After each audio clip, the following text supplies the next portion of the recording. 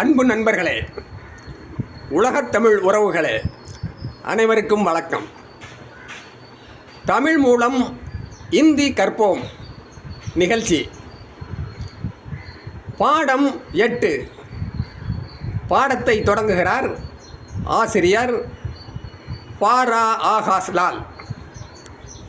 வாங்க, இன்னைக்கு தன்னிலை first person, second person, third person சொல்லுவோம்ல, அதான் தன்னிலை, முன்னிலை, படற்கை. அதை நம்ம இங்கே ஒரு சின்ன அட்டவணையாக பார்ப்போம். தன்னிலை, முன்னிலை, படற்கை இரண்டுக்குமே சிங்குலர் ப்ளூரல் இருக்குல்ல, ஒருமை பன்மை. அப்போ அந்த ஒருமை பன்மை 3 கண்டிஷன்லையும் வரும்போது எப்படி வரும், அதான் இன்றைக்கி பாடம். இதில் தன்னிலையில் தான் இன்றைக்கி நம்ம கான்சன்ட்ரேட் பண்ண போகிறோம். சரிங்களா? தன்னிலை மை whom. இந்த மை வந்தால் பை டிஃபால்ட் whom அப்படி தான் வரும். அது ஆண்பாலாக இருந்தாலும் சரி, பெண்பாலாக இருந்தாலும் சரி. ஒரு உதாரணம் சொல்கிறேன் பாருங்கள். My Radhakrishnan whom. My Radhakrishnan whom.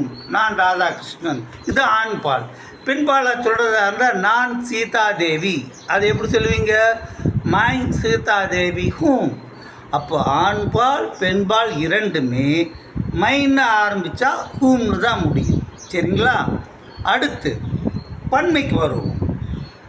பன்மையில் வந்தால் ஆண்பால் பெண்பால் இரண்டுமே ஹம் அப்படி தான் ஆரம்பிக்கும். முடியும் போது ஹை. ஒரு சின்ன உதாரணம் சொல்கிறேன் பாருங்கள். பாருங்கள், நாங்கள் பாரதி, ரமணி மற்றும் முரளி. அது எப்படி சொல்கிறோம்? இங்கே பாருங்கள். हम भारती, रमणी और मुरली हैं. பெண்பால் உதாரணம் ஒன்று பார்க்கலாங்களா? இங்கே பாருங்கள்.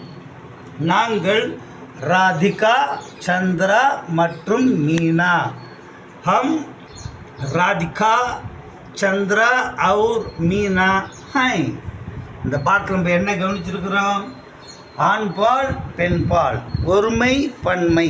மைம்னு வந்தால் ஹூம், ஹம்முன்னு வந்தால் ஹை. சரிங்களா? அடுத்த கிளாஸில் சந்திப்போம்.